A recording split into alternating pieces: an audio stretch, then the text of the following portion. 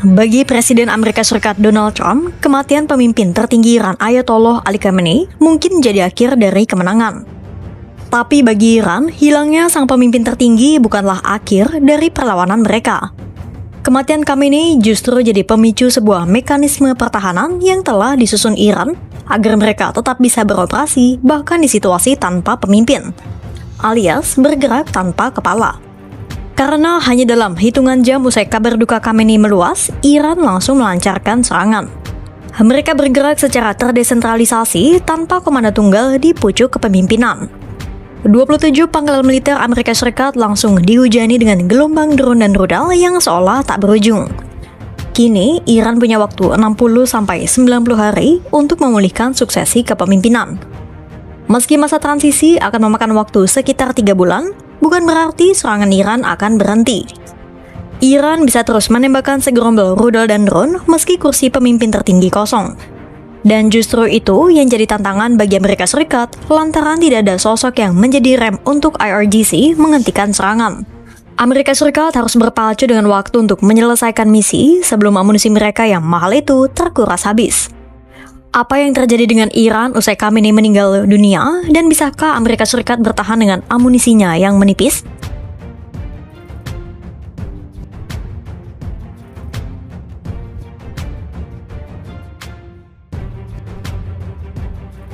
Usai Ayatollah Ali Khamenei tewas pada 28 Februari 2026, Iran dikabarkan butuh waktu 60-90 hari untuk memulihkan suksesi kepemimpinan secara tuntas.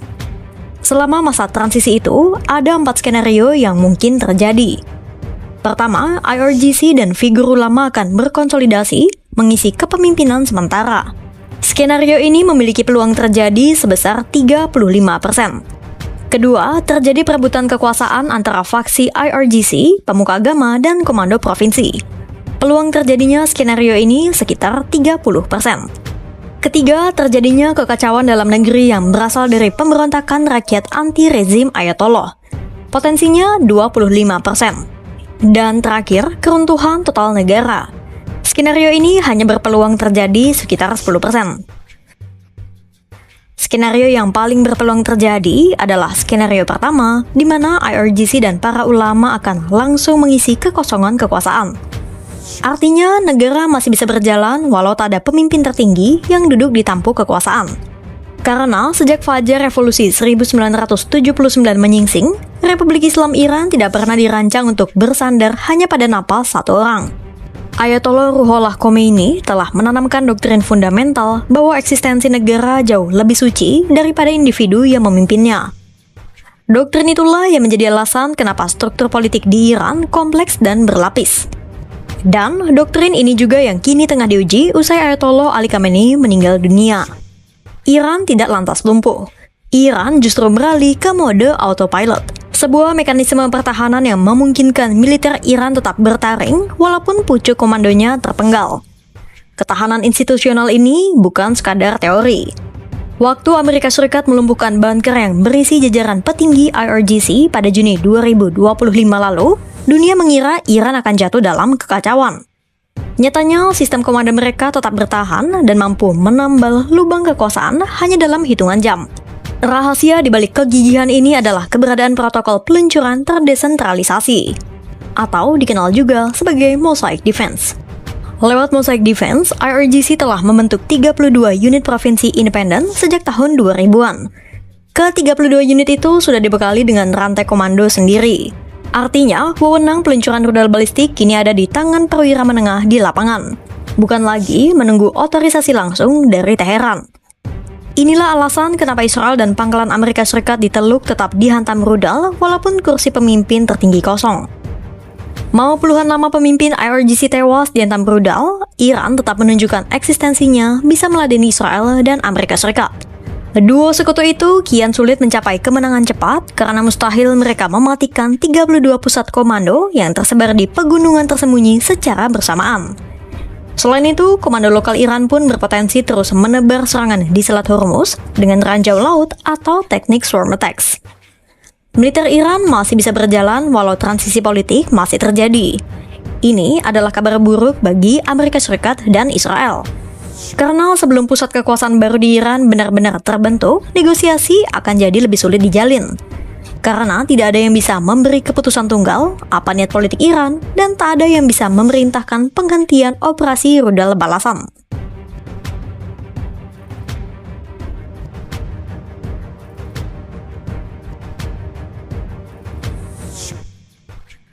Di balik gemuruh ledakan yang menghiasi langit Timur Tengah, ada krisis sunyi yang mencekik kekuatan militer Amerika Serikat.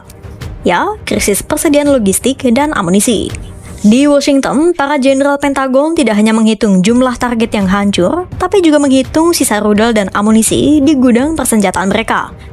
Karena strategi autopilot Iran membawa kabar mematikan bagi Amerika Serikat. Strategi Mosaic Defense Iran yang bisa menyerang terus-menerus tanpa kepala berpotensi menguras habis stok amunisi Amerika Serikat. Resiko ini dikabarkan sudah diperingatkan oleh Kepala Staf Pasukan Gabungan, Jenderal Dan Kane. Dan kini, masalah itu kembali disoroti oleh para analis maupun mantan pejabat. Peneliti senior Stimson Center, Kelly Grieco, menyampaikan kepada The Wall Street Journal bahwa serangan salvo-attacks dari Iran bisa menghabiskan logistik Amerika Serikat dengan sangat cepat. Lebih cepat daripada kemampuan Amerika Serikat mengisi ulang senjata mereka.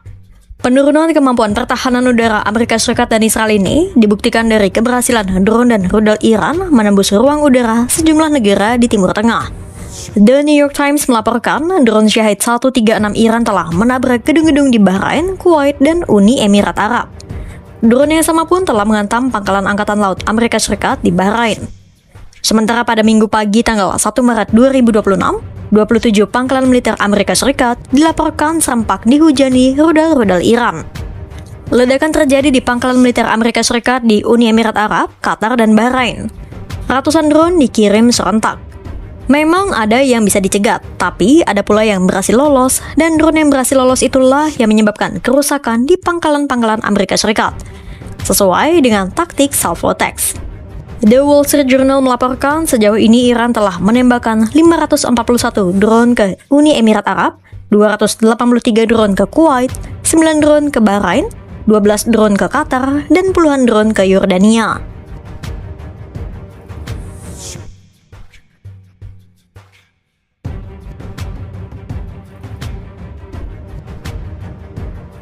Di balik retorika kemenangan dan serangan presisi yang diumbar Trump, ada realitas pahit yang mulai mengetuk pintu Gedung Putih.